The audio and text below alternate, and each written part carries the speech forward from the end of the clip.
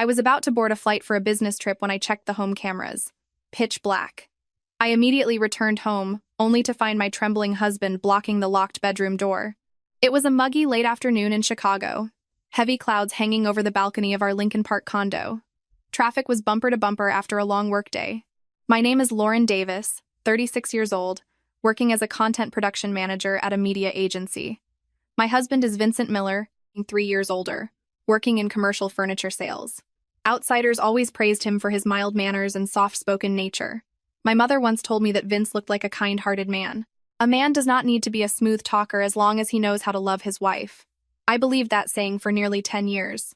When we were newly married, we rented a tiny apartment in Rogers Park. The place was cramped, the stove right next to the bathroom door. Every time I seared cheap burgers, the smoke alarm would go off. Vince would wave a towel to clear the air, laughing, saying the neighbors probably thought we were running a barbecue joint. I glared at him but felt happy. We were broke but happy. The kind of joy where two people still knew how to share the last good bite of food. On months when we were almost out of cash, I would make a box of mac and cheese and slice up a single hot dog. I would scoop the biggest slices into his bowl. He would scoop them right back into mine. He told me to eat up because I had to work the next day, laughing easily. He claimed a guy could survive on tap water alone.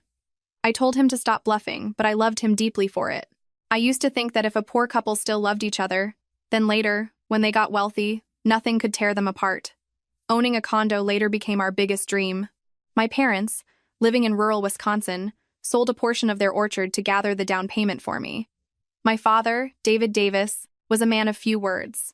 That day, he slowly warned me that what they were giving was for me alone. It was great that my husband and I loved each other, but paperwork and finances needed to be crystal clear. I listened, but my heart was so full of joy that I only smiled. I thought my dad was just getting old and overly cautious. Vince stood next to me, holding my hand tightly, telling my parents not to worry, saying that as long as he was breathing, he would take care of Lauren. My mother, Karen, wiped the corners of her eyes upon hearing that, and I felt my heart melt. There is a saying about marriage being a true partnership, and I believed that once we were husband and wife, a name on a deed did not need to be fiercely divided. Therefore, I agreed to put the condo in both our names. Vince hugged my shoulders and whispered a thank you for trusting him. I naturally replied, "Who else would I trust if not him?" Looking back, I finally understand that trust is a key. Hand it to the right person, and it opens the door to a home. Hand it to the wrong person, and it opens the door to a storm. When we got the place, we were not well off yet. Vince installed some kitchen shelves himself, but they were so crooked that the sugar jar kept sliding to one side. I teased him, asking how a guy in the furniture business could install shelves so poorly. He scratched his head and laughed. Those little jokes used to make the house feel alive. Barnaby the cat was just a skinny orange and white stray we found in the parking garage, meowing until his voice was hoarse. Vince was the one who picked him up first. He asked if we should keep him, saying a cat would make the house livelier. I smiled and said we could, as long as he scooped the litter box. He patted his chest, claiming it was no big deal. Of course, the person scooping the litter most of the time ended up being me.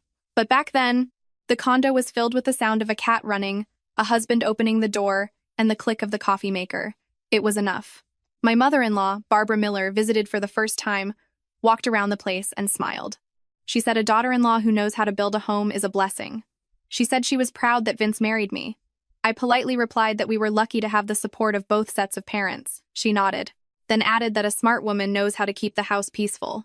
She said a husband works hard out in the world, so when he comes home, there should be a warm dinner waiting, and a soft-spoken wife makes everything right. At the time, I just smiled, thinking my mother-in-law was speaking from old-fashioned traditions. I did not know there was already a mold set in that sentence. And one day, when I stepped out of that mold, I would become an unreasonable person in her eyes. During those first few years in the new condo, I truly thought my life had entered a peaceful chapter. I went to work in the morning, and Vince went down to the garage to get the car. In the evening, he would stop to pick up a slice of pizza or the blueberry muffin I liked. With Barnaby sunbathing by the window, I believed my home was the safest place on earth. I believed the person lying next to me every night was the last person who could ever hurt me. But I wanted peace and quiet, but a storm was already brewing inside my own house. There are winds that blow from the very depths of the people inside your house. This condo did not just magically appear. It did not fall from the sky, nor was it built on a few encouraging words between a husband and wife. It was traded for my parents' sweat. It was built on the months I worked overtime until my eyes blurred, and on the countless times I told myself to push a little harder so we could have a place to return to. My dad had a piece of land in Wisconsin. It was not huge, but it was an inheritance from my grandparents. There were some apple trees, a row of berry bushes, and tall grass in the rainy season. When I was a kid, I used to follow my mom out there to collect eggs from the chickens, pick fresh vegetables, sometimes running barefoot until dark. Yet, when I announced I wanted to buy a condo, my parents discussed it and decided to sell a portion of that land. I remember the day my dad called me home. Dinner that night was pot roast, mashed potatoes, and green beans. He did not speak right away. He just kept serving me food, while my mom kept looking at me with red eyes. I put my fork down and asked what was wrong. My dad sighed. He said they planned to sell the back lot to give us extra money for the house. I was startled and told them they absolutely could not do that, as it was their land. My dad finally spoke up, his voice slow and raspy. He said keeping the land was ultimately for me anyway. If I needed it now, they would sell it, as long as I had a decent place to live, which would bring them peace of mind. I choked up. Vince, sitting next to me, looked visibly moved. He stood up, poured my dad a glass of iced tea, and expressed his deep gratitude. He promised he would never let Lauren suffer. My dad looked at Vince for a long time, the deep, non-threatening look of an experienced man. Then my dad said he did not need big promises. He just needed Vince to live decently. A poor marriage is not scary. What is scary is forgetting your morals once you get wealthy. Vince nodded continuously, promising to remember.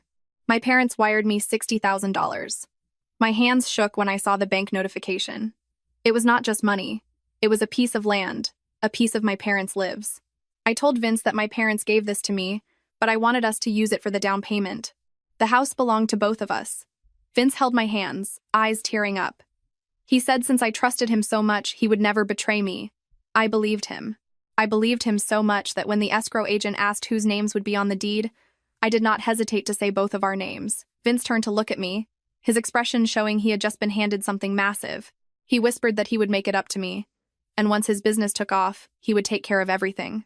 I smiled, saying a husband and wife should not keep a tally as long as we loved each other. Looking back, I was so naive that if someone tried to sell my naivety, no one would buy it because the world is already full of it. But at that moment, I truly believed the man who ate cheap mac and cheese with me at the end of the month would never calculate against me. When Barbara found out the condo was in both names, she was thrilled. She called me, her voice as sweet as honey. She said I did the right thing. Husband and wife are one, and separate names only cause drama. She said having Vince on the deed would give him a sense of responsibility. I agreed. And then she added that my parents were lucky to have a daughter who helped her husband's family so much. I was a true blessing to their family. I felt a little hurt but brushed it off. I thought my mother-in-law was just happy for her son and did not mean anything deep by it. People often say talk is cheap, but some words cost a lot once you truly hear them. They cost your entire capacity for endurance. From the day we moved in, the monthly mortgage was around $2,800. My salary was steady, and my project bonuses were decent, so most of the bank payments came from my account. Vince contributed, but the amounts varied wildly. Once, I gently reminded him to transfer his share early because the bank auto draft was the next day. He stopped eating, forcing a smile. He said he remembered, but clients were paying late. He asked me to cover it and promised to make it up next month. Looking at him, I felt more pity than anger. I told him it was fine and not to stress too much. He sighed, saying he was the husband, and letting me handle the heavy lifting made him feel ashamed. I placed my hand over his. I asked what there was to be ashamed of. It was our home, and whoever had the money contributed. I told him to stop overthinking. Those exact words later became the needles that turned around and stabbed me.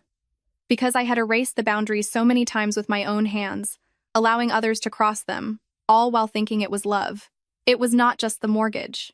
I often took on the financial burdens of his family. Vince's younger sister, Natalie, was married with kids but would call every few months. She would ask to borrow money because her kids needed school supplies and they were tight on cash. Sometimes it was $200, sometimes $300, once even $500. I asked Vince, and he just sighed. He said Natalie was struggling, and if I could help, I should do it for his mother's sake. I transferred the money without calling it a loan or bringing it up again. When Barbara knew, she said siblings helping each other was a blessing, and she was glad I was so generous. Over time, my generosity became an expectation. Paying the mortgage meant I was good at managing finances. Helping my sister-in-law meant I knew my place. Giving my mother-in-law money for her prescriptions meant I was doing my part. But if I was tired or complained, I would hear that all women have it hard, and having a house and a husband meant I had it better than most. One evening, I sat at the dining table checking my bank statements. The mortgage had just been deducted. Barnaby jumped onto the chair, rubbing his head against my arm. Vince walked up from behind and placed a mug of hot chamomile tea on the table. He told me to drink and asked why I looked so tense. I smiled, saying I was just doing the math and this month was a bit tight. He sat down next to me, telling me to hang in there.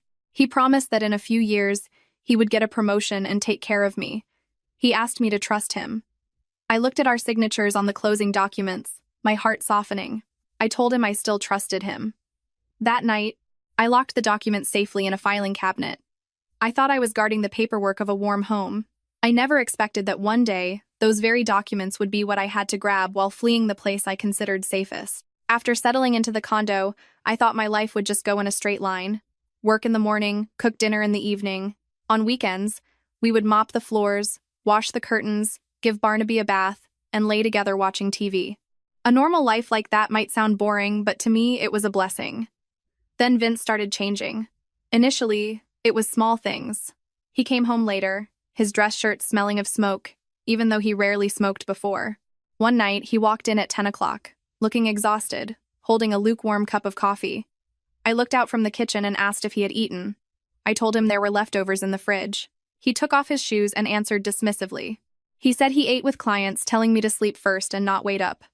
I looked at the untouched dinner on the table, my heart skipping a beat. Previously, no matter how busy he was, Vince always called to let me know. He used to say making his wife wait for dinner was a cardinal sin he dared not commit. Yet lately, he was forgetting it naturally.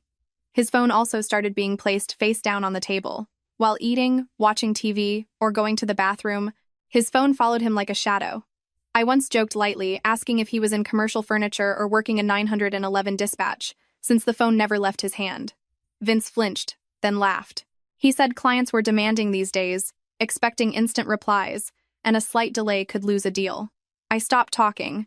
They say when a husband is irritated, a wife should speak less. But the truth is, a wife stays quiet not because she lacks arguments, but because she wants to keep the peace in her home. One evening, while hanging laundry on the balcony, I heard Vince on the phone in the living room. His voice was low but tense. I heard him say he knew, asking for a few more days, and strictly demanding they not call the house. I stopped dead in my tracks. Barnaby rubbed against my leg and meowed. Vince immediately lowered his voice. When I walked in, he had hung up. I asked who called. He said it was a difficult client rushing a quote. I looked at him. He avoided my gaze, picking up a glass of water and taking a long gulp. I pointed out that the tone he used for a client sounded awfully intense. Vince set the glass down, looking annoyed. He said I worked in media and should know clients aren't always sweet. He told me he was exhausted and asked me to stop interrogating him. That sentence shut me up. Not because I was wrong, but because I feared becoming the nagging wife. Women are strange. We get hurt by someone and then ask ourselves if we were being too unreasonable. We truly are a species with a remarkable ability to self-blame. After that day, Vince started talking about starting a side hustle. He said working for a salary would never make us rich. A man nearing 40 without a breakthrough was a failure. During dinner one night, he put a piece of chicken on my plate and said he planned to partner with some friends to open a local bar and grill. He claimed the market was booming. I asked how much capital was needed and if it was a sure thing. He frowned. He asked what was ever a sure thing, saying I was always too afraid of risks. I softened my voice, saying I was not stopping him, but we still had the mortgage. I told him to calculate carefully and absolutely not take out high-interest loans. Vince dropped his fork and gave a cold laugh. He said I was so good at calculating that it made him feel useless. I froze, saying I did not mean it that way. He rubbed his face and sighed, apologizing, saying the pressure was getting to him. I softened again. I thought his pride was hurt because his income was lower than his wife's. I thought men stumbled sometimes, and a wife's patience was all it took to get through. Back then, I had a very systematic way of convincing myself, practically building an Excel spreadsheet of forgiveness. I only found out later that when he mentioned pressure, his debts had already spiraled. Vince invested in the bar with two friends. At first, they painted a beautiful picture of huge crowds and quick returns. But the economy shifted. The bar sat empty, and the commercial lease still had to be paid. The staff needed their checks. Before recovering from that, he listened to a friend about day trading stocks and crypto, promising a quick way back to the green. There was no green. He was drowning, covering one debt with another, borrowing from friends, getting cash advances, owing shady lenders. It totaled $35,000. It is not a number that kills a person, but it is enough to make a prideful man lose sleep every night. Vince did not tell me. He still wore his crisp dress shirts to work, still smiled at the neighbors in the elevator, still bought me coffee on Monday mornings. But in his eyes, there was a shifty look, like a man hiding a lit match in his pocket, terrified of catching fire. One day, Barbara called. She usually called in the evening to chat about her back pain or her neighbor's new air fryer. But that day, she asked a very strange question. She asked if Vince was tight on money lately. I was folding clothes and stopped. I asked why she would ask that. She stayed quiet for a few seconds, then forced a laugh. She said it was nothing, just that he called less often, and she worried work was tough. I asked if Vince had told her something. She quickly denied it, telling me that my husband was under pressure making money, so I should be gentle at home. She said men sometimes do not want their wives to know their struggles. I agreed politely, but I felt uneasy. Her words sounded like advice, but felt like a cover-up. That night, I asked Vince if he was hiding any financial troubles from me. He was looking at his phone and immediately locked the screen. He asked who told me what. I watched that motion, my heart turning a bit colder. I said no one told me. I was just asking. He stood up, walked to the balcony, and sounded irritated. He said he was exhausted enough, and coming home to suspicion made it hard to breathe. I followed him and saw him light a cigarette, the smoke blurring his face under the yellow balcony light. I stood right behind him, only a few steps away, yet he felt incredibly distant. I used to think a husband and wife sharing a bed could not have massive secrets. It turns out someone can lie right next to you, but their heart is locked with a different passcode. And when a man starts placing his phone face down, often what is hidden is not just the screen, but the truth. Haley Smith appeared at Vince's company on a Monday morning. Vince was managing the commercial office furniture division, and Haley was a new intern transferred to his team. The first time he mentioned her, I was washing vegetables in the kitchen. He said his department got a new intern, a sharp girl who knew how to talk to clients. I casually asked her age. 24, he said. Fresh out of college, green but eager to learn. I smiled, telling him to train her properly and not act like a strict boss to scare the kid. Vince laughed, saying everyone knew he was easygoing. I turned around, pointing out he was only easygoing with strangers, but super strict with me. He walked over, put his arm around my shoulders, and joked that he had to be strict with his wife, otherwise she would walk all over him. I pushed him away, laughing. At the time, it felt like harmless banter. Thinking back, I realized that within a man's jokes there is often a truth we do not want to hear. Haley was manipulative in a way that perfectly touched upon what others lacked. She was not stunningly beautiful, but she had eyes that always looked like she was about to cry. Her soft voice and texting style made an insecure man feel suddenly important. Initially, her texts to Vince were just about work. I accidentally saw messages pop up on his screen.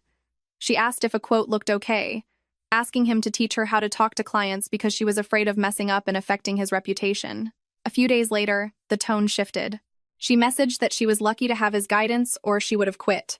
She claimed no one in the company had his vision. I saw it but did not think much of it. A young intern flattering her boss is normal in corporate America. If everyone acted like a freezer, the office would be a morgue. But Vince did not brush it off like I did. Those compliments arrived exactly when he was drowning in debt.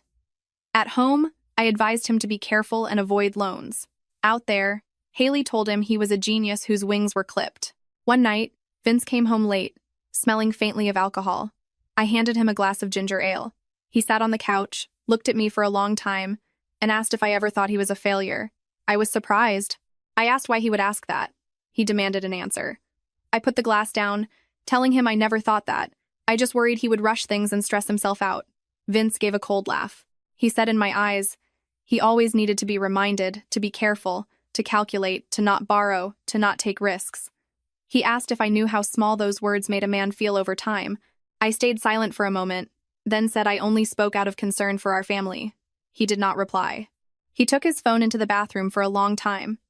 I only found out later that Haley had texted him that night, saying it was a tragedy for a talented man to hold back just because he was afraid of making his wife sad. A sentence that sounded like sympathy, but was actually striking a match.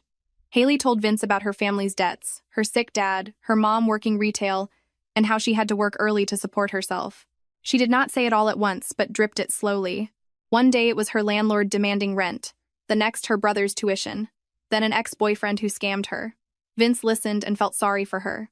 And when a man starts pitying a woman who is not his wife, he often grants himself the right to play the hero. One afternoon, Haley asked Vince to drive her to meet someone who could help secure capital. His name was Tyler Brooks. Vince told me he had a big client meeting downtown. In reality, he and Haley met Tyler in an air-conditioned, upscale coffee shop, the kind with fancy tables, dim lighting, and baristas speaking softly as if afraid to wake the money. Tyler, in his 40s, wearing a crisp white shirt and a shiny watch, always had a smile. He shook Vince's hand firmly. He said Haley had told him a lot, and it was a shame a guy like Vince lacked funding. Vince asked if Tyler worked for a bank. Tyler laughed, saying he was a financial consultant bridging capital. Simply put, connecting people who need money with people who have it. He smoothed out applications and pushed them through quickly. Haley sat next to Vince, pouring him water, softly saying she knew Vince had potential. He just needed a little push. Tyler nodded agreement, stating men who want to break through must seize the moment. Tyler asked if Vince had any collateral. Vince mentioned the Lincoln Park condo we were paying off, standing in both our names. Tyler's eyes lit up. He said the condo had great equity. If done right, they could pull a home equity line of credit for about $100,000. Pay off the old debts, use the rest for capital, and in a few months, pay it back. He said Vince's wife wouldn't even notice. Vince frowned, saying his wife was on the deed and would never agree. Haley glanced at Vince and smiled faintly, saying women are risk-averse. But sometimes you just have to do it and show them the results so they respect you. Tyler jumped in immediately. He said no one was asking him to do anything illegal. They just needed to prep the file, copies of the deed, both IDs, purchase agreements, mortgage statements, and signature samples. Once everything was ready, Tyler said, Vince could pick the right moment to have his wife sign a power of attorney, and it would be done. Vince hesitated, saying I was very meticulous. Tyler laughed, saying if she was meticulous, they needed to be even more meticulous. Besides, what is mine is yours in a marriage. So Vince had every right to leverage joint assets for business. Those words, every right, were the hook Vince swallowed without realizing. After meeting Tyler, Vince started paying attention to where I kept the documents. Once, he asked which drawer the condo file was in, claiming he wanted to check the interest rate. I was chopping fruit and told him it was in the home office cabinet, offering to get it for him later. He quickly said never mind. He would get it himself, telling me to keep doing what I was doing. I looked up, and he avoided my eyes. Another night, he asked me to sign an internal acknowledgement form for his company's new furniture financing policy. I read it and saw the details were incredibly vague. I asked what it was for. He got annoyed, saying I was reading too much into an internal form. I put the pen down, saying if it wasn't clear, I wasn't signing, and he should email me the official company policy. He pressed his lips together, snatched the paper, and crumpled it. He said forget it. He knew this would happen. I thought he was mad out of pride. I didn't know that behind a crumpled paper was a whole file being prepared. That night, as I sat in the living room brushing Barnaby, Vince stayed in the home office for a long time. Light spilled under the door. I heard drawers opening and closing very softly. I called out, asking what he was looking for. He replied from inside that it was nothing, just looking for an old phone charger. Barnaby suddenly looked toward that room, his tail flicking. People say pets sense strange things before humans do. At that moment, I just rubbed his head and joked about him being nosy. I had no idea that in the room just a few steps away, Vincent Miller was rummaging through cabinets to find the deed to the place I considered our sanctuary. The business trip to Miami was only supposed to last 2 days. My agency was running a media campaign for a resort. I had to fly out to meet partners and check locations. The schedule wasn't heavy, so the night before I leisurely packed my suitcase, tossing in a light jacket because of the ocean breeze at night. Vince came home earlier than usual that day. He brought me an iced peach tea, specially asking for light ice because he knew my throat was sensitive. He asked what time my flight was. 8:30. He said leaving at 6:30 would be perfect. He nodded, then pulled my suitcase into the middle of the living room, checking the wheels because I had complained they were squeaky last time. Watching him, my heart softened. Lately, he was either irritable or silent, yet that night he was oddly sweet. I figured he knew he had been distant and wanted to make amends. Women are like that. If a man is just a little decent again, our minds automatically search for reasons to forgive. That soft spot feels like a software glitch that never gets patched. When Vince went to shower, I grabbed his jacket to hang it up. A small receipt fell out of the pocket. I bent down to pick it up, intending to put it back, but my eyes caught the text. Egyptian cotton sheet set, bronze gold, $250. I stood perfectly still. We didn't need new sheets, and I hated bronze gold because it looked tacky. Vince never bought bedroom decor on his own, especially something that expensive. I looked toward the bathroom, hearing the steady stream of the shower, feeling a ripple of unease. Vince stepped out, freezing when he saw the receipt in my hand. I asked what it was. He rubbed his wet hair and laughed a bit too quickly. He said he was planning to replace our old set because he saw a sale. I questioned a $250 sale. He stepped forward, taking the receipt from my hand, his voice forced to be casual. He said it was high quality. He said I would come back from my trip to a brand new bedroom, mentioning our upcoming anniversary. He wanted to change the mood. I looked at him. Part of me felt it was bizarre, but another part wanted to believe it. Our anniversary really wasn't far off. For a wife used to self-soothing, that excuse was enough to fold up the suspicion and shove it in the corner of my mind. I smiled and told him to make sure the color wasn't too blinding, reminding him our place wasn't a 5-star hotel. Vince laughed along, calling me a strict manager. I did not sleep deeply that night. Barnaby curled up at the foot of the bed, occasionally stretching his claws into the blanket. Vince lay with his back to me, his phone face down on the nightstand. Once, the screen lit up, and he immediately reached out to turn it off. I stared at the ceiling, telling myself it was a work text. The next morning, Vince woke up early. He brewed my coffee and warmed up a pastry. He told me to eat so my stomach wouldn't hurt. Taking a bite, I jokingly asked why he was being so attentive, asking if he had a hidden agenda. His eyes darted away for a second before he laughed, saying his agenda was for his wife to have a good trip. The drive to O'Hare was busy but not gridlocked. Vince drove, occasionally asking if I packed my charger, ID, and aspirin. He was so attentive that it warmed my heart while simultaneously feeling off. Before I got out, he pulled my luggage out and hugged my shoulders. He told me to lock my hotel door at night. I nodded, telling him to feed Barnaby on schedule and not dump all the food at once because the cat was greedy. He chuckled, saying he knew, joking that I cared more about the cat than him. I laughed back. I didn't know that joke would be the last time I ever smiled at him without a care in the world. After passing security, I sat at the gate. My pre-flight habit was opening the camera app to check on Barnaby. The cat liked knocking over small plants on the dining table, so I had installed cameras in the living room and balcony. I tapped the living room feed. Pitch black. I thought the connection was weak. Restarted the app, but it was still black. The system said the device was online, but there was no image. I switched to the balcony camera. Also black. My heart started beating faster. If the power was out, the system would say offline. If the Wi-Fi was down, the whole smart home hub would disconnect. But weirdly, all other devices showed as active. Right then, a push notification popped up. Bedroom smoke detector manually disabled. I sat up straight. That sensor was hardwired to the bedroom ceiling. No one touched it. To disable it, you had to use the master app or physically unscrew it. I called Vince. It rang and rang. No answer. I called a second time. The line went busy, then disconnected.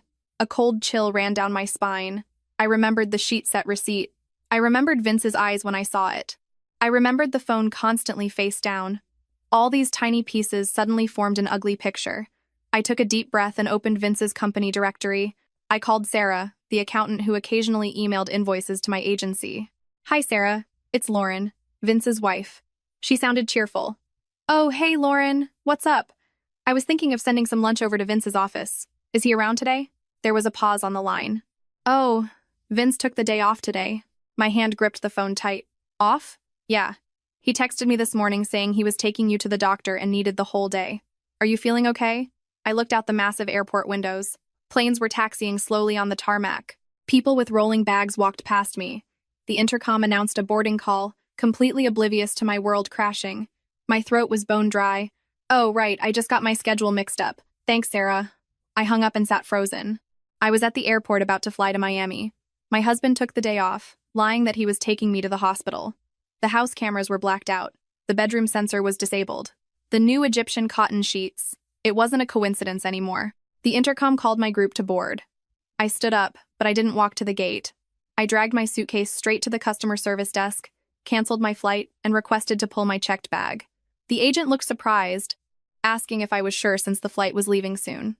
I nodded. I was sure. While waiting for my bag, I opened the doorbell camera app. That device ran on a separate battery. Vince rarely paid attention to it because it only faced the hallway. I scrolled to the most recent motion capture.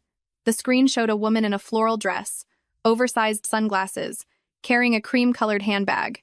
She stood in front of my door, pulled her mask down, and punched in the keypad code with practiced ease. The timestamp read 11:03 a.m. I couldn't hear my own heartbeat anymore. I just felt my freezing fingertips against the glass screen. The door to my condo opened for a strange woman to walk in, as if she owned the place. I replayed the video. She stood there for less than 10 seconds. She wasn't confused. She didn't look around like a lost guest. She pulled down her mask and punched the code so fast I knew it wasn't her first time. Our lock code was only known to me, Vince, and a temporary code for the cleaning lady.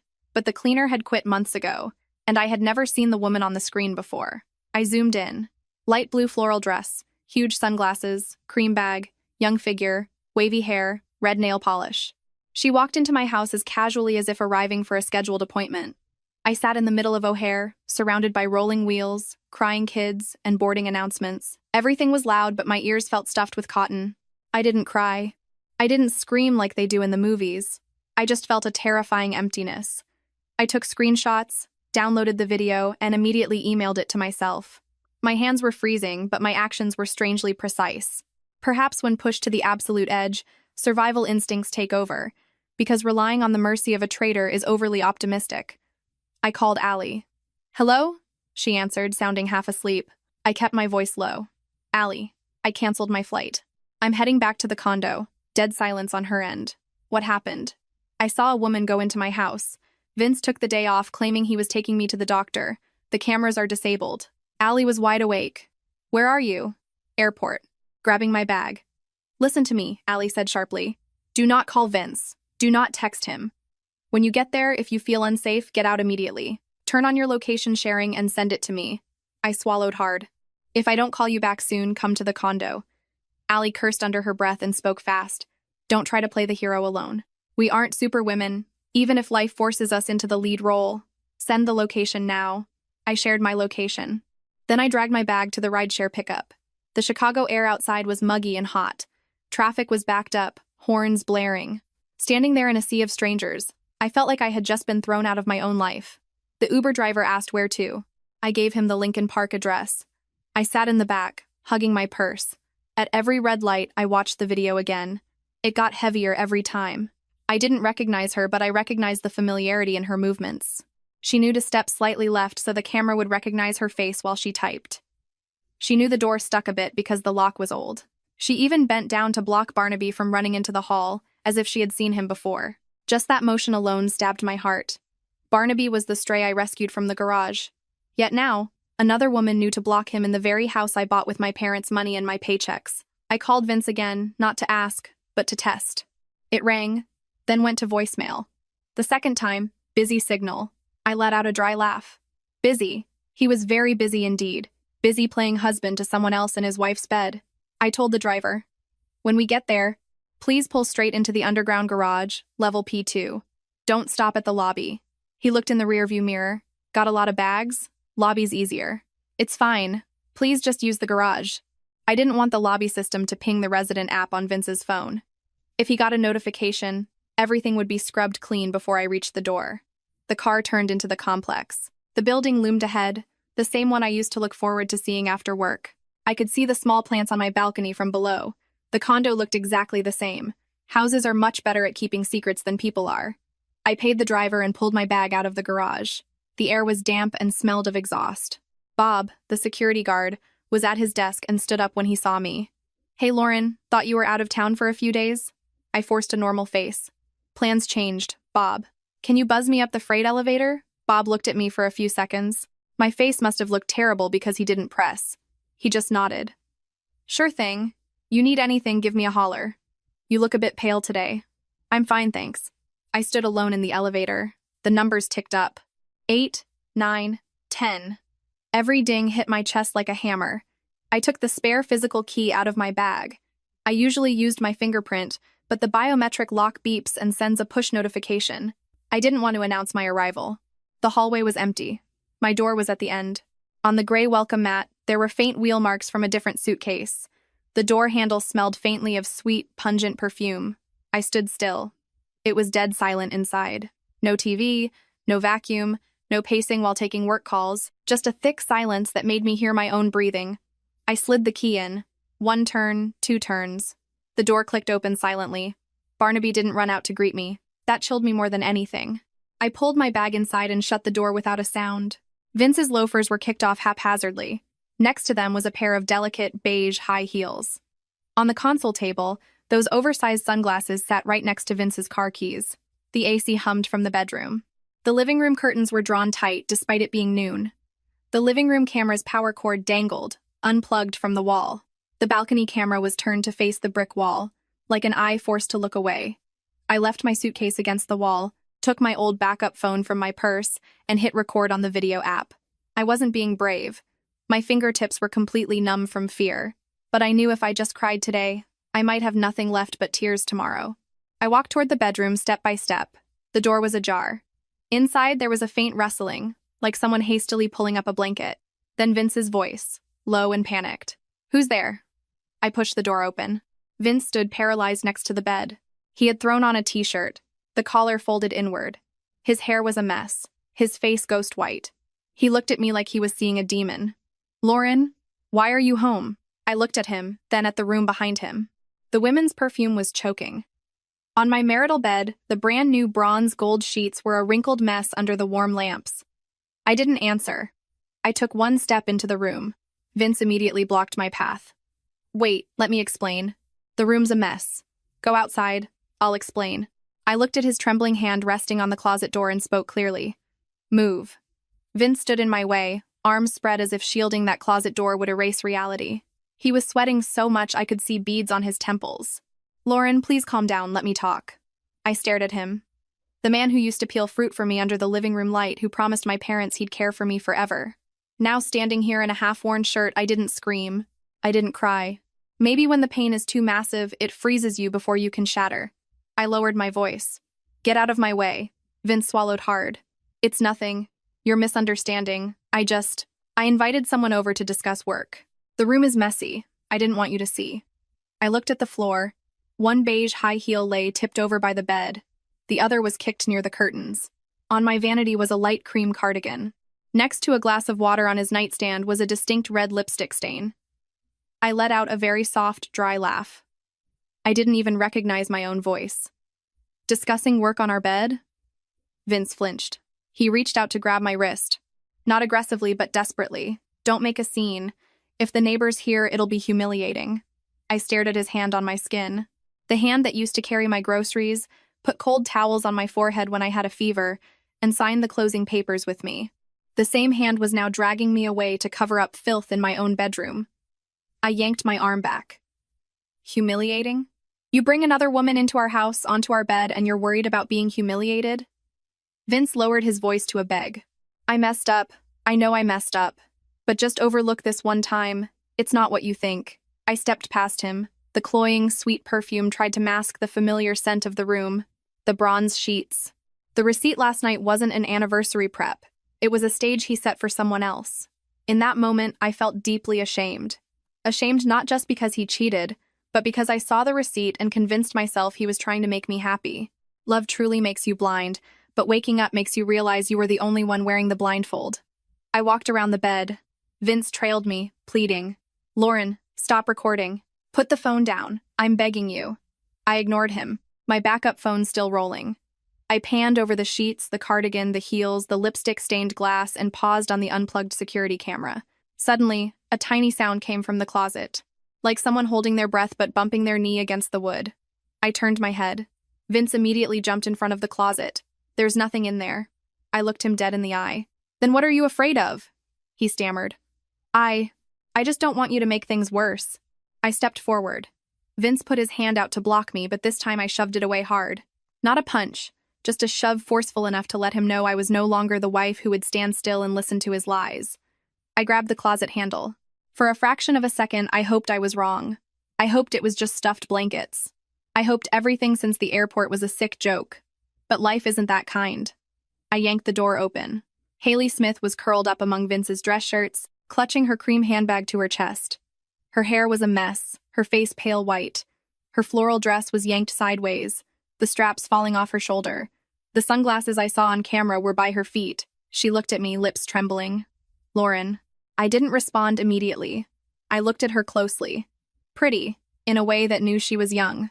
On the street, I wouldn't have remembered her face. Yet today, She was sitting in my closet amidst the stench of betrayal. Vince dropped to his knees. Lauren, I'm sorry. It was a moment of weakness. I don't love her, she initiated it. I was drunk. I was weak. I couldn't stop. Haley whipped her head toward him. The fear on her face shattered, replaced by sheer spite. Vince, how could you say that? Vince hissed at her. Shut up. I looked at the two of them. My husband and his mistress, standing in my bedroom, fighting over who was less awful in a disgustingly awful situation. I suddenly found it funny. Turns out, when caught red-handed, their epic romance wasn't very deep. It ended right at the closet door.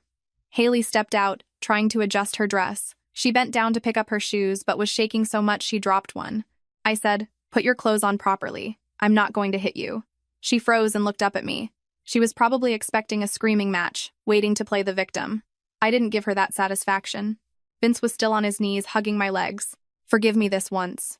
We've been married almost 10 years. I was wrong, I'll fix it. I'll do whatever you want.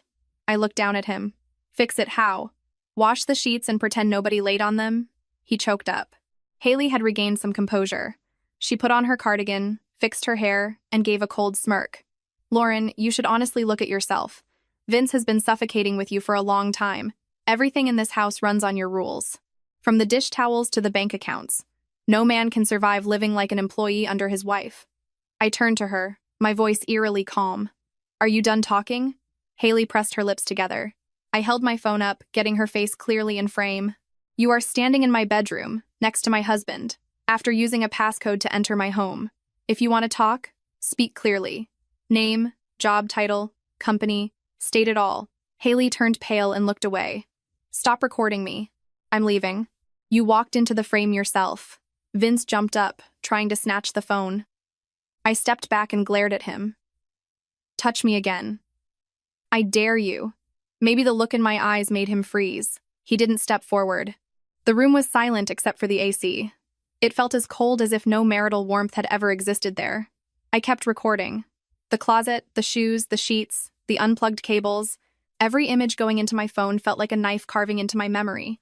I told Vince slowly, from this second on, don't call me your wife to beg for mercy. Your wife died the moment I opened that closet. Haley bent down to pick up her other shoe. She tried to look calm, but her hands were shaking so badly her strap kept slipping.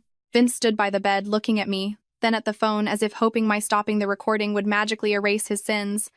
I said, grab your things and get out of my house. Haley bit her lip and bent down to grab her cream bag near the closet. In her panic, the bag's strap caught on the drawer handle. She yanked it hard. The bag hit the floor, the clasp popped open, and its contents spilled everywhere. Lipstick, wallet, a small perfume bottle, a portable charger, and a thick brown manila folder that slid right to my feet. I don't know why, but among the absolute mess of that room, my eyes locked onto that folder. Written in pen on the label was, Lincoln Park Condo, signpost, trip. I bent down to pick it up. Haley lunged forward. Don't touch my stuff. I looked up, staring her down. Your stuff? It says my condo on it. She froze. Vince's face drained of color so fast I could see him turning ghost white. He stepped forward, his voice panicked. Lauren, give it to me. That has nothing to do with you. I took a step back and opened the folder. The first page was a photocopy of our property deed. The next page was a scan of my driver's license. Then, a sheet of paper with printed samples of my signature, with handwritten notes in blue ink pointing out the curves of the L and the slant of the letters. My heart felt like it was being crushed. I heard myself ask, my voice barely a whisper. What were you planning to do with these? Vince licked his lips, his eyes darting around. I was just prepping some options. Nothing happened. I flipped to a black USB drive taped to the inside cover. The white sticker on it read 100K HELOC. Next to it was a sticky note with the name Tyler Brooks, a phone number, and a note. Get Elle to sign post Miami, or forge before she's back. I laughed. A cold, dry sound that didn't belong to me. Turns out, my business trip wasn't just a convenient time for him to bring a woman home. I was leaving so he could forge my signature and take out a massive loan on my house. Vince held his hands up, pleading. Lauren, listen to me. I'm drowning. I was just trying to secure temporary funds. Once I pay off my debts, my business will turn a profit and I'll pay it back. I haven't signed anything in your name yet. Haven't had the time to, right? He went silent. I looked at the folder. This condo was bought with my parents' land money. With the nights I stayed up until 2 in the morning revising ad copy so I could make the mortgage. with the times I skipped buying new clothes to cover his end of the bills. Yet he put it on a table to be pawned off like a cheap watch. Suddenly, Vince's tone changed. He stopped begging. His face tightened, his voice harsh. The house is in both our names. I have the right to leverage it for business. Stop acting like you're the only one who poured money into it. I looked at him for a long time. Leveraging it for business? Or leveraging it to push your wife into debt? The room went dead silent. Haley, standing to the side, lost her terrified demeanor. She hugged her bag and gave a cynical laugh. Lauren, all men need opportunities. You hold the reins too tight, so Vince had to find another way. Successful women always think they're right about everything. I turned to her. You're young, but your fake wisdom is repulsive. You must practice a lot. Haley's face flushed red. Vince yelled, Lauren, don't insult her. I looked at him in disbelief. His wife was standing here holding the forged loan documents on her own home, and he was terrified his mistress's feelings were hurt. Life is sometimes so absurd you don't even need a script. I held up my phone, clearly recording every page in the folder. The deed, my ID, the signature practice sheet, the power of attorney form, the USB, the sticky note with Tyler Brooks's name. I panned to the unplugged camera, the disabled smoke detector, the wrinkled sheets. Vince stepped forward fast, trying to grab my phone. Enough. You've recorded enough. I backed up, my back hitting the vanity, but I held the phone tight. Try it. It's auto-syncing to the cloud. You break the phone, you just owe me a new one. Vince froze. It was the first time that day he looked at me and saw someone else. He was used to the Lauren who compromised, who thought of him, who hated domestic drama. He never expected that woman knew how to save herself when backed into a corner. I told Haley, get out of my house, and I'm keeping this folder because it contains my personal documents and assets. Haley tried to protest, but Vince grabbed her arm. Just go. She yanked her arm away. You're telling me to go? This is all your fault. You said she was in Miami for 2 days. You said the paperwork would be done before she got back. Now we're caught and you're dumping it all on me? I looked at Vince. He looked dead on his feet. Every word Haley said hammered another nail into the coffin of our marriage. So it was all timed. The flight, the empty house, the disabled cameras, the prep documents. If I hadn't checked the camera to look for Barnaby, I would have come home a few days later, rolled my suitcase inside, completely unaware that a massive debt pit had been dug right under my feet. Haley hurriedly gathered her things and walked to the door. Before stepping out, she glared at me, a mix of fear and sheer malice. I didn't see her out. A woman who enters my home with a passcode my husband gave her doesn't need me to hold the door when she leaves. The front door slammed shut. The condo suddenly felt terrifyingly quiet. The loud thud was like a gavel slamming down on my marriage. Vince stood in the living room, hair messy, shirt untucked. He looked at the folder in my hand, then at me. His eyes were red, but I couldn't tell if it was from shame, fear, or frustration that his scheme failed. Lauren, can we talk? I held Barnaby, who had crawled out from under the sofa, his fur puffed up, his yellow eyes watching me. I didn't answer. Vince took a step forward. I know I'm wrong, but you have to let me explain. I didn't mean to hurt you. I was just backed into a corner. I looked at him, my voice ice cold. A man backed into a corner tells his wife the truth. He doesn't bring his mistress home, unplug the cameras, and forge power of attorney documents. Vince froze. He rubbed his head. Stop calling her a mistress. It sounds so heavy. I let out a choke of a laugh. Then what should I call her? The coworker lying on our marital bed? He went silent. The living room that used to hold laughter and the smell of morning coffee now only smelled of cheap perfume creeping out from the bedroom. I put Barnaby down, grabbed the folder and the USB, and walked straight into the home office. Vince followed. Lauren, what are you doing? I didn't turn around to see how far he had gone to sell my life. I locked the office door. Outside, Vince knocked softly. Open the door, I'm begging you. We're married. Let's talk this out. I leaned against the door, the word married tasting like ash in my mouth. When he needed me to pay his debts, I was his wife. When he needed someone in his bed, I became a stranger. Men are truly more versatile at casting roles for their wives than Broadway directors. I booted up my old laptop, the one I kept for offline backups, completely disconnected from my main emails or bank accounts. My hands shook as I plugged in the USB. Folders popped up. Loan options, condo docs, signatures, POA. I opened the first folder. A PDF loaded. A $100,000 home equity line of credit application. The collateral was listed as the Lincoln Park condo, owned by Vincent Miller and Lauren Davis. The loan purpose. Business capital and personal debt consolidation. I read that line over and over. Personal debt consolidation. His 35 grand in crypto and bar debts was packaged into a phrase that looked as clean as a freshly wiped counter. Life is truly talented at putting a white shirt on absolute filth. I opened the signature folder. There were high-res photos of my signature cropped from our original closing docs, car loan papers, and even an old furniture delivery receipt. Next to each photo were digital notes analyzing the pen pressure and curves. My scalp went numb. The affair hurt. But this made me terrified. A cold, calculating terror. Not because I lost my husband, but because I almost lost the legal right to my own life via a forged signature. Outside, Vince was still standing at the door. "Lauren, please listen. I haven't signed anything. I didn't do it." I stared at the screen and yelled back. "You didn't do it because I came home early." He paused, then his voice grew agitated. "You're just overreacting. I would have paid it off. The house is still ours. It's not going anywhere. Stop acting like I sold it." I opened the POA folder. A pre-filled power of attorney form. It stated I granted Vincent Miller full rights to negotiate with private lenders and notaries regarding our joint property. The signature line was blank, but my printed name was ready beneath it. Reading that, tears finally hit the keyboard. Not out of weakness, but absolute resentment. I remembered our first night in this condo. Vince hugged me in the empty living room and said I never had to worry about bouncing around apartments again. Yet that same man was ready to turn this home into a noose around my neck. I opened the last folder. Blurred photos of a notary stamp. A text file named Tyler Brooks Notes detailing requirements. Original IDs, marriage cert, direct signatures, or POA, notary appointment. Note: execute while Lauren is in Miami to avoid complications. My heart dropped. Execute while Lauren is in Miami. Vince's voice softened outside.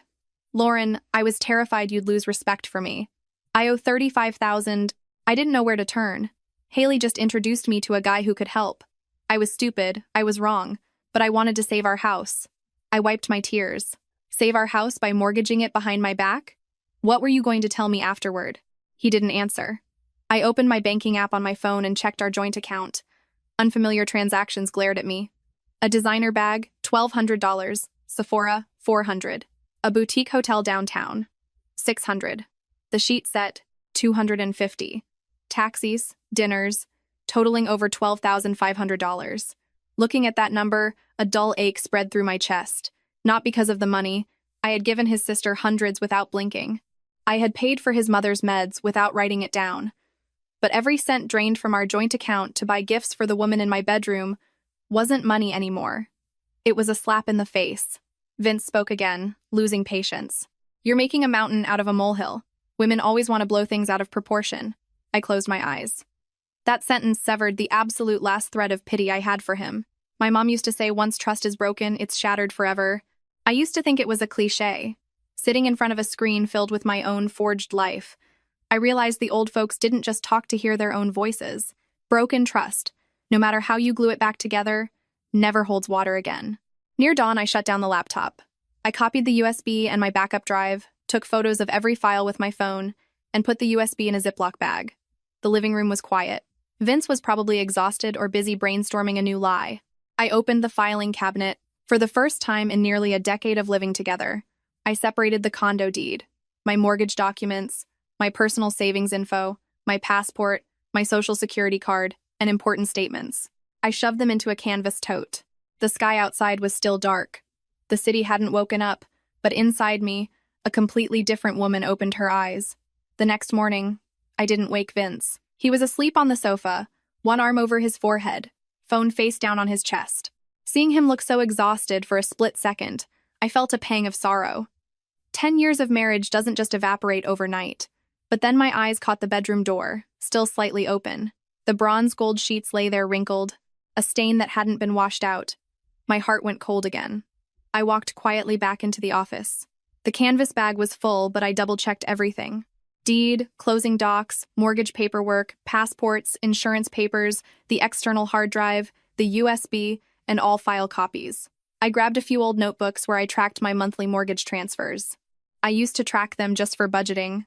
I never thought those scribbles would become evidence. Life is a better accountant than any CPA. I opened my banking app. First, I locked the secondary credit card Vince was using. I changed the passwords to my primary accounts, updated my recovery emails, and activated two-factor authentication everywhere. Next, I changed the security camera app passwords, revoked his secondary access to the smart home system, and deleted the temporary door code he had created. When I hit confirm for the final time, my hands shook. Not from regret, but from the realization that from this moment forward, I was officially stepping out of the role of the blindly trusting wife. Barnaby stood at the door, looking at me with round yellow eyes. I crouched down and scratched his head. I told him to be a good boy and that I would be back for him. He pushed his head into my hand and let out a soft meow. That sound made my eyes burn. This condo used to be my home. Yet this morning, I had to leave it like I was fleeing a hurricane. I grabbed a piece of blank paper and wrote one line, leaving it on the dining table. From now on, all communication is in writing. No accusations, no cursing, no venting. I was afraid if I wrote more, I'd soften or get angry. Both were dangerous right now. As I pulled my suitcase to the door, Vince woke up. He sat up abruptly, hair messy, eyes red. "Where are you going?" I didn't turn around. "Somewhere safe." He ran over and blocked the door. "Lauren, don't do this. We can talk." I looked at him. He had talked too much already. From today, the documents would do the talking. He looked at the canvas bag in my hand, his face changing. "Where are you taking the house files?" "Holding on to what belongs to me." "My name is on that house too." I nodded. "Then you better be very careful with what you've done." He reached out to grab my suitcase. I stared a hole through his hand. "Touch me or my things and I'm calling security." Vince froze. Maybe for the first time, he realized I wasn't the woman who would lower her voice just so the neighbors wouldn't hear. I opened the door and dragged my bag into the hall. The door clicked shut behind me. It was a soft sound, but it felt like cutting a very long rope. Down in the garage, I saw Bob. He looked at my bag and suitcase, hesitating. "Leaving early, Lauren?" I forced a smile. "Yeah, staying with a friend for a bit, Bob. If anyone asks, tell them I left on my own accord. Nobody forced me." Bob looked at me for a long time, then nodded. "Call me if you need anything. I've worked in this building long enough to know who the good ones are." That simple statement warmed me more than I expected. I took an Uber to Allie Carter's place.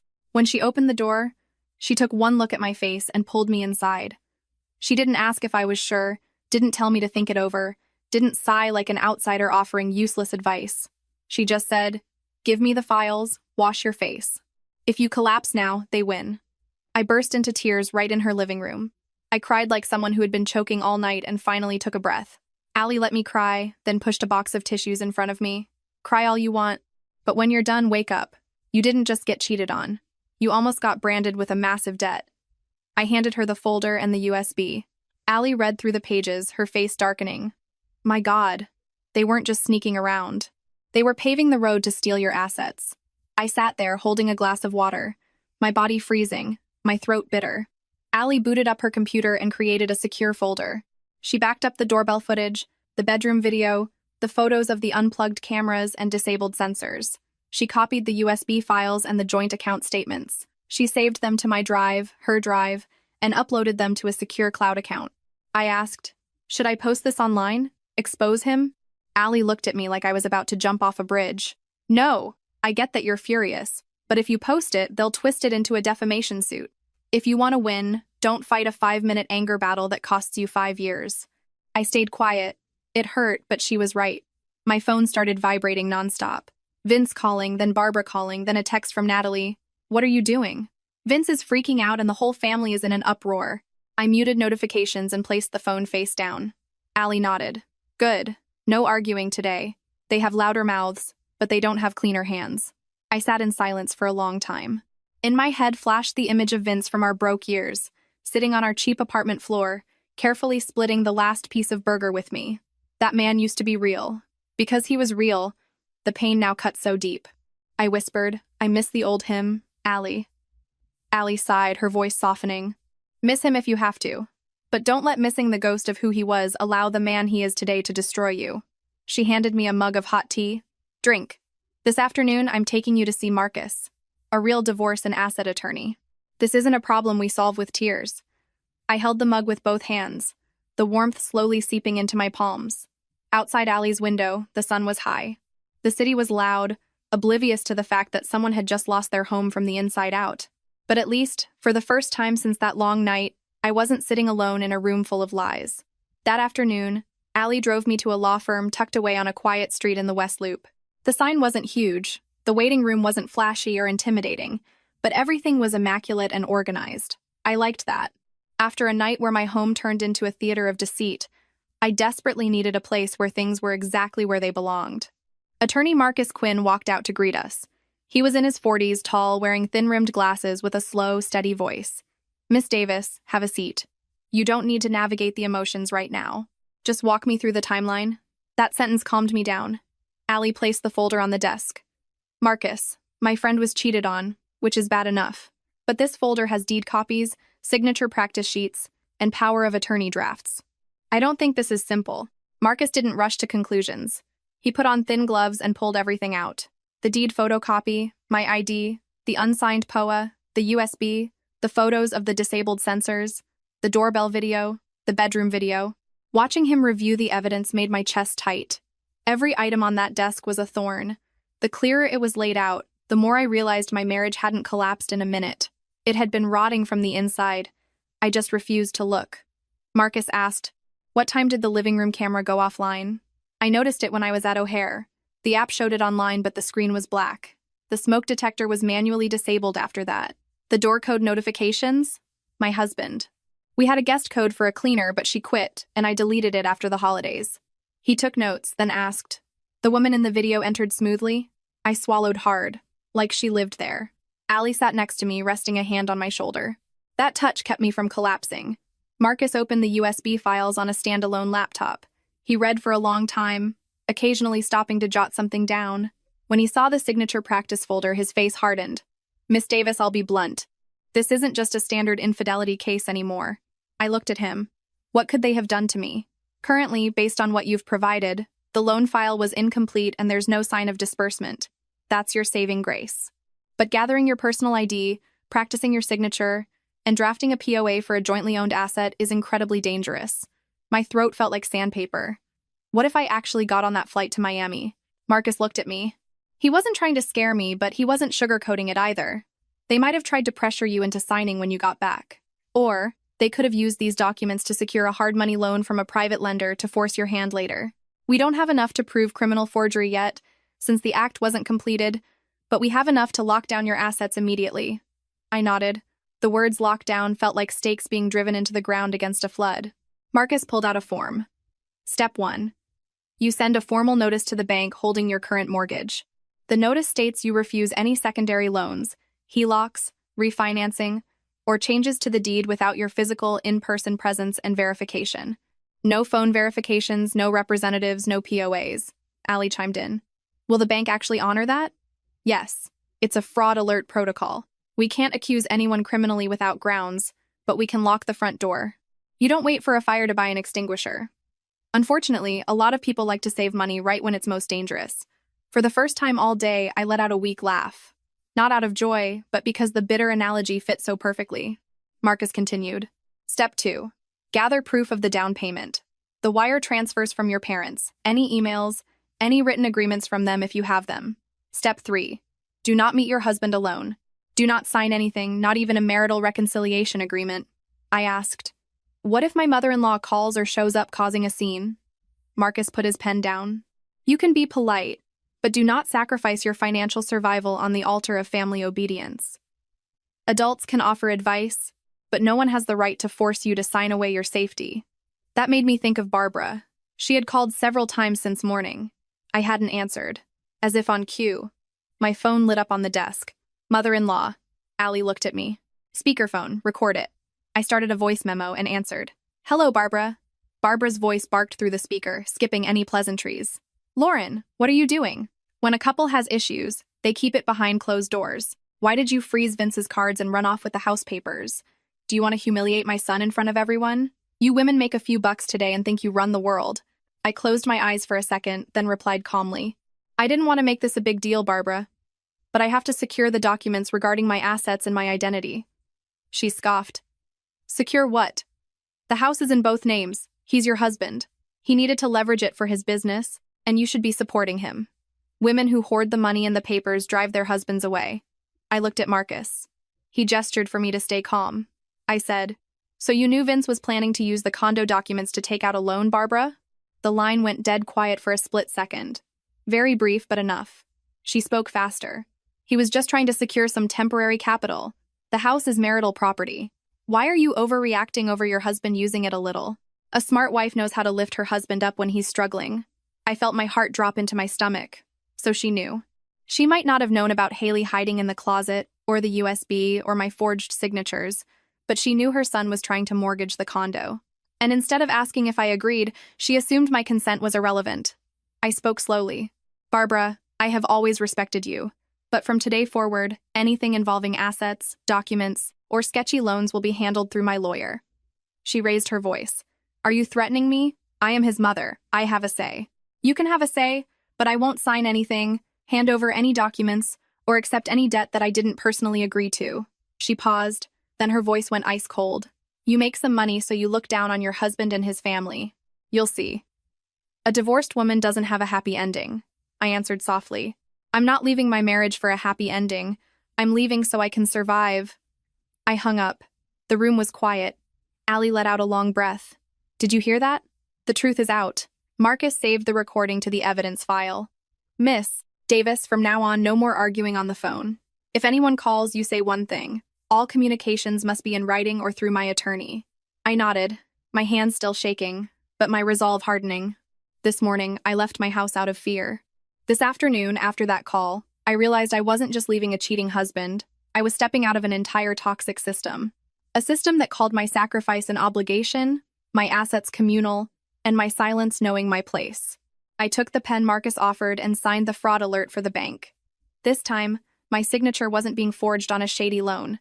It was on the first boundary I was building to protect my own life. The next morning, I had barely dozed for 2 hours when Allie's phone rang constantly. She was brewing coffee in the kitchen, looked at her screen, and frowned. Lauren, it's the lobby concierge. I sat up, my head pounding. I had barely slept, playing the recording of my mother-in-law over and over, asking myself how many years I had lived under the guise of keeping the peace. Allie answered, her face darkening. I'll be right down. She hung up and turned to me. Your mother-in-law and sister-in-law are in the lobby. The concierge says they're demanding to come up, telling people I'm harboring a runaway wife. I closed my eyes. The exhaustion was suddenly replaced by a cold, sharp clarity. I'll go down. Allie blocked me. Are you sure? I can handle them. I shook my head. No, this is my fight. But come with me. Allie set her coffee down. Obviously, I'm not letting them put on a one-woman show in my building. I washed my face, threw on a simple blouse, and went down with Allie. In the elevator, I looked at my reflection in the stainless steel walls. Puffy eyes, pale lips, but my posture was straight. I told myself I wasn't going down there to win an argument. I was going down to make it crystal clear that no one could use family to force me into financial ruin. As soon as the elevator doors opened, I heard Barbara's voice echoing in the upscale lobby. Call her down here. What kind of wife abandons her home, locks her husband's cards, and steals the house deed? Women these days make a few bucks and think they run the show. Beside her was Natalie. Natalie was in her work clothes, holding her phone up, looking furious, like she was ready to go live on social media. A few residents walking by slowed down. The concierge looked visibly uncomfortable. I walked over, keeping my tone polite. Hello, Barbara. Natalie, what's going on? Barbara whipped around. Pointing a finger at me, she barked, You still know how to call me by my name? I thought you got a lawyer and treated us like trash. I took a breath. I got a lawyer because this involves my assets and unauthorized loan documents. But I haven't lost my manners, Natalie scoffed. You talk a good game. You left Vince alone, froze his cards, and sent him into a depression, and now you claim to have manners? What kind of wife are you? I looked at Natalie. I was the kind of wife who paid the mortgage, cooked the meals, helped pay for your mother's prescriptions, and bailed you out when you needed cash. You might have forgotten all that, but I remember. Natalie's face flushed. Don't throw money in my face. Then don't throw the word wife in mine. Barbara was shaking with rage. How dare you speak to your sister-in-law like that? When a family has issues, you keep it in the family. You bring friends and lawyers into this. Are you trying to humiliate my son in front of the whole world? I looked around. A few neighbors had stopped, pretending to look at their phones, but their ears were fully tuned in. I knew the pressure of public opinion. People don't care who's right or wrong. They just see a woman leaving her husband and assume she's the difficult one. I spoke slowly. Barbara, if you want to talk privately, we can go upstairs and sit down properly. But if you want to air this out here for everyone to hear, I will be clear. I left because Vince brought another woman into our marital bed, disabled the security cameras, and prepared documents to take out a massive loan on my condo without my consent. The lobby went dead silent. Barbara turned pale, instantly yelling, "Stop slandering him! Men make mistakes. A smart woman knows how to bring her husband back. Throwing a fit like this is just dragging him through the mud." I looked at her. My heart hurt, but I wasn't trembling like yesterday. "Barbara, I didn't drag Vince through the mud. I just refused to lay down so he could walk over me." Natalie held up her phone. "Say that again. I'm recording this. I'm posting this so everyone sees how you treat your mother-in-law." Allie stepped forward, her voice calm but razor-sharp. "Natalie, you're recording inside my private residential building, capturing residents without consent. You edit and post that, and you'll be dealing with the property management and my lawyers. If you're going to record the whole truth. Don't play amateur director, you're bad at it." Natalie hesitated, lowering her phone slightly. I looked at my sister-in-law, enunciating every word. "If you want to protect Vince, tell him to talk to my lawyer.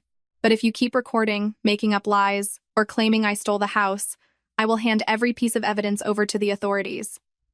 Barbara clutched her chest, her voice choked with fake outrage. "You're good. You're real good. I raised my son all these years, just for him to marry a woman who pushes him to the brink. I maintained my composure. You raised Vince, and I respect that. But you cannot use that as an excuse to make your daughter-in-law carry his debts and his betrayals. I will be polite, but my deed, my bank accounts, and my signature aren't going to anyone." Barbara gritted her teeth. "You care more about your house than your husband." I looked her dead in the eye. "I care about surviving." An older resident standing nearby let out a soft sigh. I don't know whose side he was on, but his eyes weren't judgmental anymore. Anyone who has lived long enough knows that when a woman says a sentence like that, she's been pushed to the absolute edge. Realizing she couldn't bully me, Barbara changed tactics. "Give Vince the keys and the documents. He needs to sort out his business. You're still married. You don't get to hoard everything." "I'm not hoarding everything," I replied. "I'm securing documents containing my personal information and my equity. If Vince needs copies for legal business, he can request them through my attorney. I'm not handing them over just so another forged power of attorney miraculously appears tomorrow." Barbara froze. I hit the exact nerve she was trying to hide. Natalie pulled her mother's arm. "Let's go, Mom. Talking to her is a waste of time." But Barbara had to get the last word. "You'll have to bring those papers crawling back to him eventually. Don't think having a lawyer means you won." I didn't answer. Threats like that only expose the desperation of the person making them. Allie turned to the concierge. "Please note that these two individuals are not allowed up to my unit without my explicit permission. I do not accept guests who cause disturbances." The concierge nodded quickly. "Understood, ma'am. I'll notify management." As Barbara and Natalie walked out the revolving doors, I realized my palms were slick with sweat. Allie pulled me into the elevator, silent until the doors closed. Once inside my apartment, I collapsed into a chair, feeling like I had just walked through a hailstorm. Allie handed me a glass of water. "You did great." I shook my head, my eyes burning. I still called her Barbara. Allie sat next to me. "Being polite doesn't mean letting people step on your neck. You handled it with class, but you didn't yield an inch." I let out a weak laugh, and then I cried. But this time, the tears didn't make me feel weak. They felt like the sting of antiseptic on a wound that was finally starting to heal. That afternoon, I texted Marcus about the confrontation. He replied concisely. "Document the time, witnesses, and summary. Do not meet them alone again." I wrote it all down. With every line, I understood one thing clearly. Kindness isn't standing still while someone pushes you off a cliff. Sometimes, kindness means saying enough and stepping back to save your own life. 3 days after the lobby incident, I was learning to live in a state of hypervigilance. A vibrating phone made my heart jump. A text made my hands go cold. People say time heals all wounds, but for me, every day felt like opening a new drawer and not knowing what nightmare was inside. That morning, I was sitting with Allie reviewing the evidence files when an unknown number called. I stared at the screen for a long time before answering. "Hello, this is Lauren." A polite, professional woman's voice came through. "Hi, Lauren. This is Chloe from the Chase branch managing the mortgage for the Lincoln Park property under you and Vincent Miller. Are you available to stop by the branch today? We need to verify some information regarding the asset." I gripped the phone tight. "What kind of information?" Chloe hesitated, expertly trained not to overstep but clearly concerned. "There's been an inquiry from a third party regarding a secondary loan on the property. We haven't processed anything, but since you filed a fraud alert with us recently, I wanted to invite you in to verify and update your file." I looked at Allie. She grabbed a sticky note and wrote, "Call Marcus. I can be there in an hour," I said. "I'll be bringing my attorney." "Understood," Chloe said quickly. "Please bring your original ID and any relevant documents." I hung up, a chill spreading through my body. It wasn't just suspicion in a bedroom anymore. It wasn't just a USB drive. Someone had actively taken my property info and knocked on the bank's door. I called Marcus. He listened and said, "Do not sign anything except a receipt of information. I will meet you at the branch." An hour later, we were sitting in a small glass office at Chase. Chloe was in her 30s, sharp and professional. "I want to assure you first," Chloe began. "We have not approved, processed, or dispersed any secondary funds on this property, but someone did use the property info, Mr. Miller's name, and your name to inquire about HELOC procedures. They left incomplete photocopies and promised to return with the rest." "Was it my husband?" I asked. Chloe shook her head. "No. The point of contact was a man named Tyler Brooks. He introduced himself as a financial consultant prepping capital options for Mr. Miller. Because you're a co-owner, we needed to verify." Hearing that name made all the puzzle pieces lock together. Tyler Brooks, the name on the sticky note in Haley's bag, the name on the USB. Now he was at my bank, flesh and blood, executing a scheme that was coming to light. Marcus cut straight to the point. "Can the bank formally log Miss Davis's requirement that absolutely no transactions, secondary loans, or title changes occur without her physical in-person presence and verified ID?" "Yes," Chloe nodded. "I will hard-code a high-risk alert on the file. Any requests for HELOCs, refinancing, or POA executions must require Miss Davis to be physically present at a branch." I pulled my actual driver's license out and placed it on the desk. My hands were still shaking, but my voice was firm. "Please note this. I do not authorize anyone, including my husband, to process any loans or encumber this property without my direct in-person consent." Chloe looked at me with a flash of sympathy, but kept it professional. "Understood. I've updated the system." She showed us a preliminary inquiry form, not an official application, but on it was Tyler's phone number and a note. "Client needs expedited processing. Female co-owner currently out of town." I read that note, my stomach twisting into knots. Marcus photographed the permitted sections and asked for a formal record of our meeting. Everything was procedural, quiet, no dramatic table slapping. But the calmness was terrifying. It showed that dragging someone into massive debt didn't require a gun. It just required a few photocopies, smooth talking, and a forged signature. Leaving the bank, Allie pulled me into a nearby Starbucks. Before I could even take a sip of coffee, my phone buzzed with a text from an unknown number. "You hold on too tight, that's why men have to look for other ways. Vince isn't entirely to blame. You should look in the mirror, I didn't even need to guess." The self-righteous, victim-blaming tone had Haley Smith written all over it. I didn't reply, I just screenshotted it and sent it to Marcus. Allie glanced at it and let out a cold laugh. "This girl really is a prodigy. She's practically building our harassment evidence file for us." I couldn't laugh. I was just exhausted.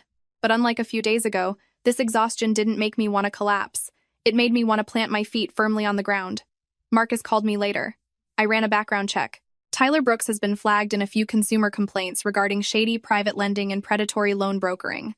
Nothing criminal on record yet, but you must avoid any direct contact with him. "What do I do now?" I asked. "We don't pull the string too early. We see the trap now. Let them tighten the noose on themselves. Keep saving every text, call, and document. If they escalate, we go to the police."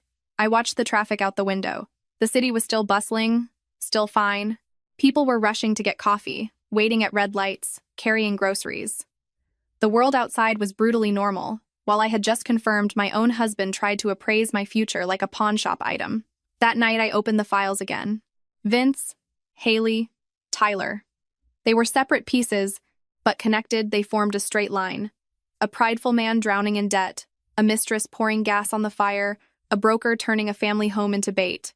I used to think cheating was someone stepping out of a marriage. No, there's a worse kind. The kind where they stay in the house, call you their wife, and quietly invite strangers in to measure you for a coffin. I drove up to Wisconsin on a gloomy afternoon.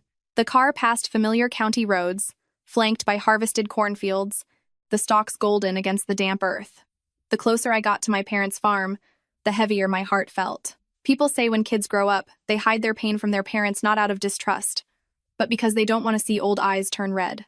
I brought a bag of files, a few changes of clothes, and a head full of questions without decent answers. Allie had offered to come, but I told her I needed to do this alone. I had to tell my parents myself. Allie nodded, just advising me not to hide the ugly parts. She said my parents were stronger than I thought. I walked into the yard and saw my mom picking tomatoes near the back porch. When she looked up and saw me, she froze. "Lauren, why didn't you tell us you were coming?" I forced a smile. "Had some free time, wanted to visit." She looked at my face. It took her 1 second to know something was wrong, but she didn't pry. She wiped her hands on her apron and pulled me inside. "Go wash up. Your dad is in the shed, I'll go get him." My childhood home hadn't changed. The old oak dining table, the ticking grandfather clock, the smell of wood smoke, roasted chicken, and fresh pine. It all made my throat constrict.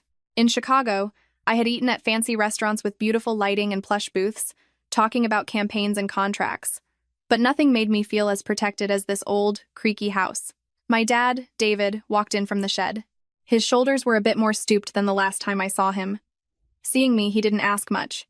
"You're home, let's eat first. We'll talk after." Dinner was pot roast, mashed potatoes, and green beans.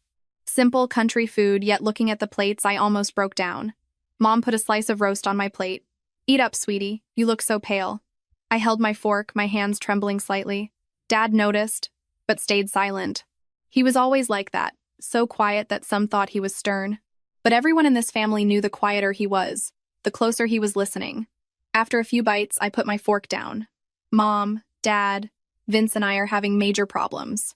Mom's hand froze. Dad kept looking at me, his eyes deepening. I told them everything. I spared the graphic details of the bedroom, but I gave them enough. Vince bringing another woman into the condo, disabling the cameras, and the folder with the forged signatures aiming for a $100,000 loan. Mom covered her mouth, tears immediately spilling over. "Oh my God, how could he do this to you?" I looked down. "I don't know, Mom."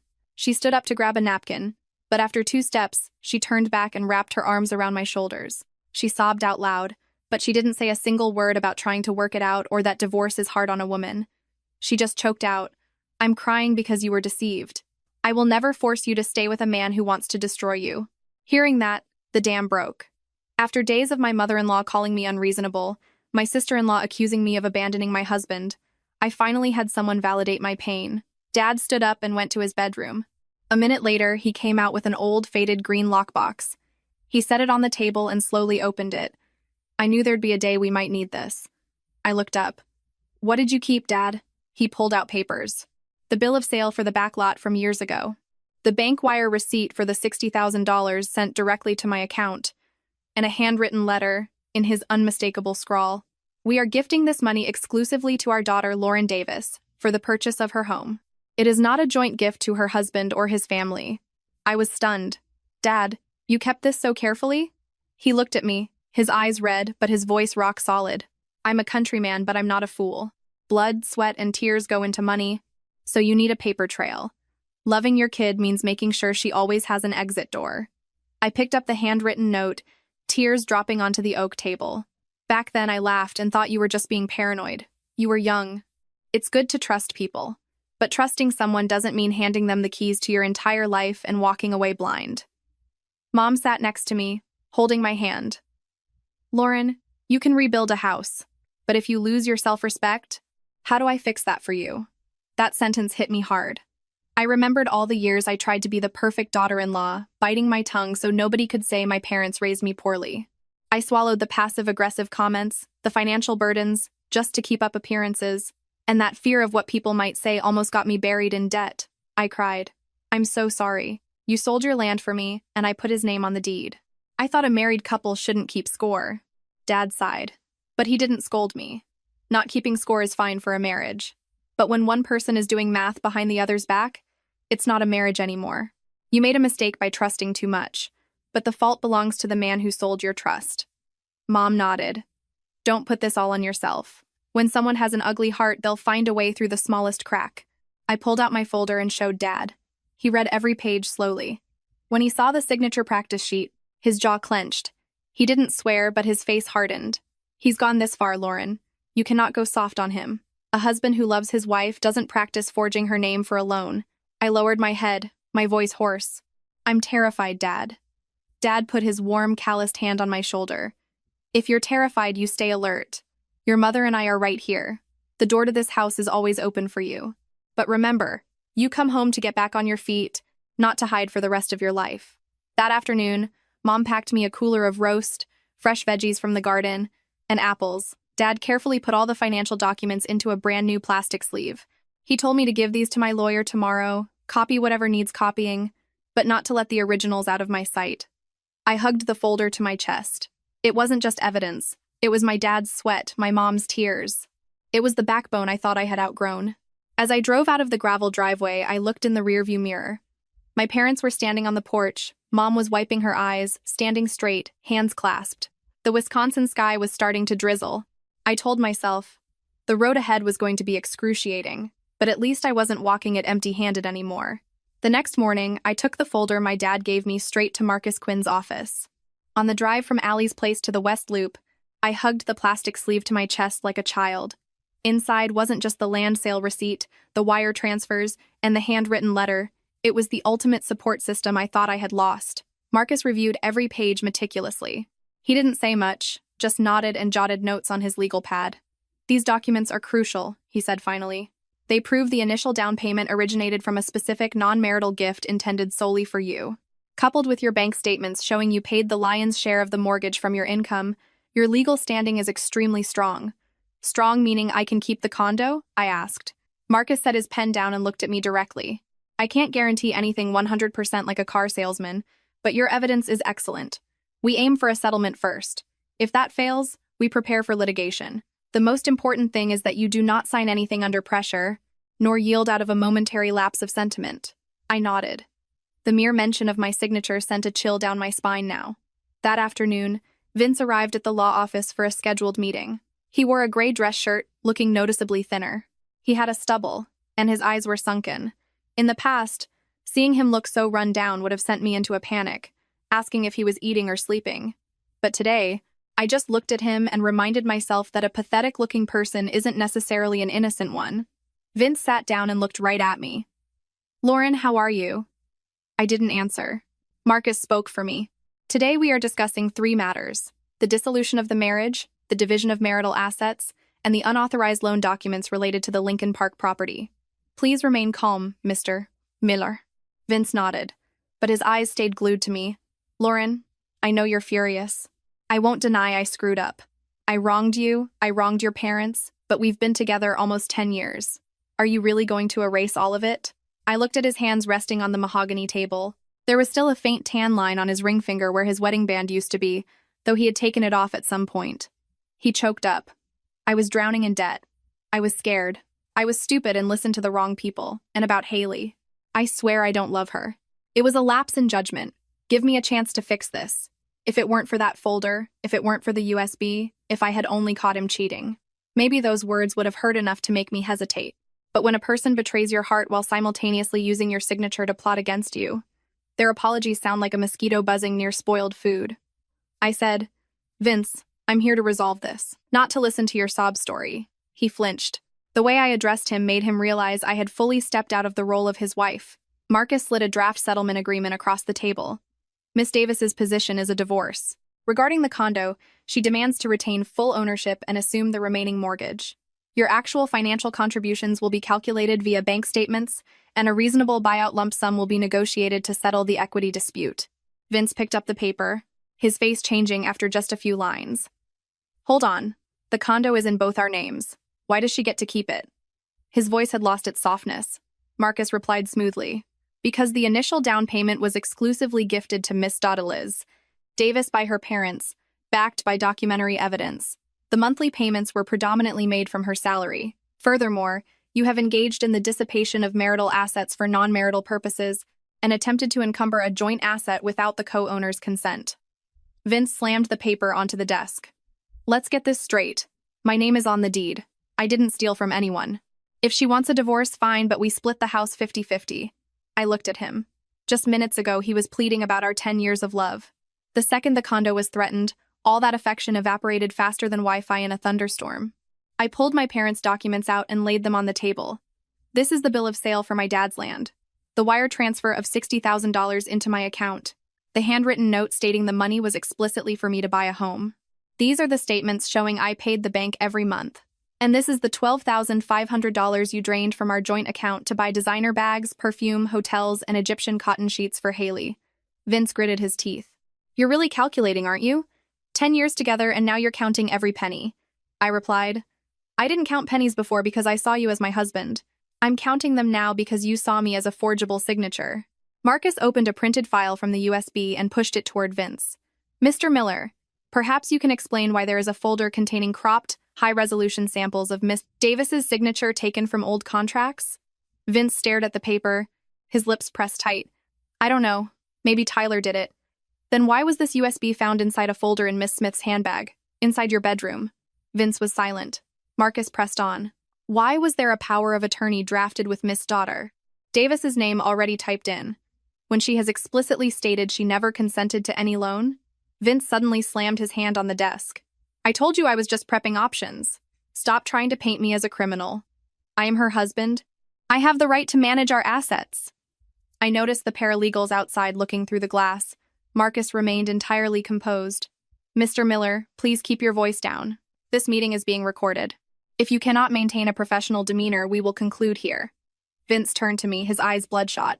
You want to leave me with nothing, don't you? You listen to your friends, you listen to your lawyer, and now you're biting your own husband. You think a few pieces of paper mean you win? I looked at him. This time, I didn't get angry. I just saw the naked truth laid bare on that conference table. He mourned the loss of half the condo much more than he mourned the loss of his wife. I spoke very slowly. I used to love the man who split his last cheap burger with me in a crappy apartment, but the man sitting across from me today is only grieving for real estate. Vince shot up, his chair scraping violently against the floor. Fine. You think you're so smart? Go ahead, push it. But don't think I don't have ways to deal with this. He stormed out, slamming the heavy glass door behind him. I sat perfectly still, my hands resting on my parents' folder. No one spoke for a moment. Finally, Marcus said, Miss Davis, from today on, absolutely zero isolated contact with him. Do not take that last threat lightly. I nodded. My heart wasn't shattering like it did when I opened the closet. It was cold, but it was the kind of cold that kept me wide awake. I walked out of the law firm just as the sun dipped below the skyline. On the street, cars were gridlocked, stoplights glowing red, a guy selling newspapers shouting over the noise. The world doesn't stop because a marriage crumbles. It just stands there, coldly reminding you that if you want to keep living, you have to walk on your own 2 feet. I clutched the folder in my hand. Vince's mask had completely slipped, and strangely, seeing his true face made the pain recede just a little. After that meeting, everything started crashing down on Vincent Miller faster than he anticipated. The commercial furniture company he worked for launched an internal HR investigation. It started as an inquiry into an inappropriate relationship with an intern, but the deeper they dug, the messier it got.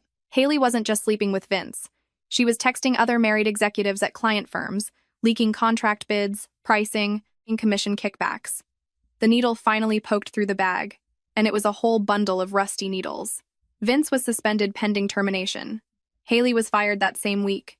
Meanwhile, the name Tyler Brooks started surfacing in multiple fraud complaints regarding predatory lending, murky broker fees, and fraudulent family property applications. Barbara called me incessantly. At first, she yelled, "Are you happy now? Your husband lost his job." I just replied, "Barbara, please speak to my lawyer," and hung up. A few days later, her tone softened, but not out of understanding. It was out of fear. "Lauren, despite everything, you and Vince were together for almost 10 years. If he goes to jail, you'll be the ex-wife of a felon. It'll ruin your reputation. Don't push him over the edge." I stared out Allie's window at the rain tapping against the glass. I didn't push him to do any of it. He has to own his actions. She stayed quiet, then hung up. I thought Vince would finally sit down and agree to the divorce. But a cornered person rarely takes the high road. They usually dig a deeper hole and try to drag you in with them. A masterclass in moral bankruptcy. One afternoon, a mutual friend called me in a panic. "Lauren, Vince just texted me some really dark stuff. I think he took a bunch of pills. You need to get to the condo right now." My hands turned to ice. Despite the anger and the pain, hearing the word suicide triggered a visceral panic. But I was no longer the woman who ran purely on bare emotion. I immediately called Marcus. "Marcus, Vince is threatening suicide. Should I go?" He paused for a beat. "You can go to verify his condition, but do not go alone in a legal sense. Turn on your voice recorder. Share your live location with your friend. Alert the building security." Do not sign anything, and do not touch any pills or papers without a witness. I followed his instructions to the letter. I sent my location to Allie, called Bob at the front desk, and asked him to be on standby. Then I took an Uber to the condo. The front door was unlocked. Vince was lying on the sofa, his face pale, but his eyes were tracking movement perfectly well. On the coffee table was an opened bottle of over-the-counter sleeping pills, a glass of water, and several sheets of paper lined up so neatly it looked staged. I stood a few feet away. Vince, do I need to call 911? He opened his eyes, feigning weakness. Lauren, you came. I just wanted to see you one last time.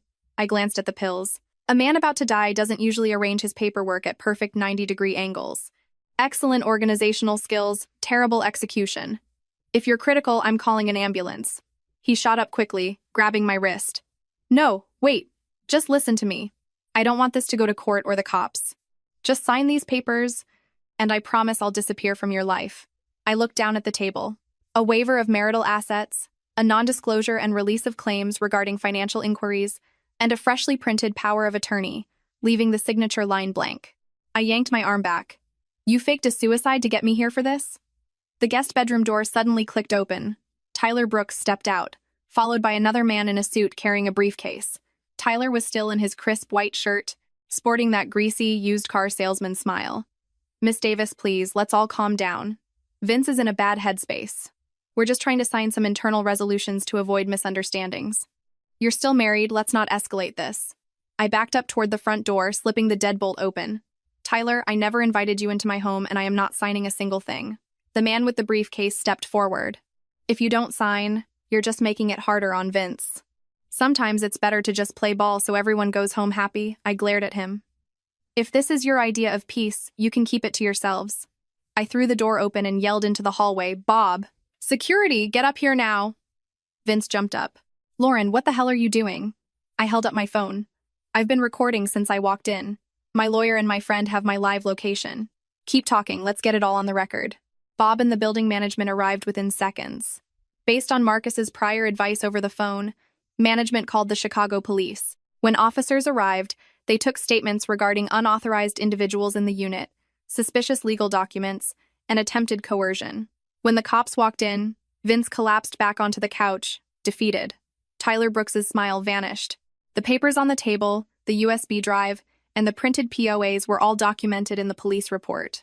Vince's fake suicide didn't save him, it just buried him deeper. After that day, the HELOC application was permanently flagged as fraudulent. Tyler was brought in for questioning by investigators looking into his brokerage practices. Haley was subpoenaed regarding the possession of my ID and documents. Vince lost his job, his industry reputation, and the facade of the respectable, mild-mannered guy he used to fool everyone with. Finally, he signed the divorce settlement. I kept full ownership of the condo and assumed the remaining mortgage.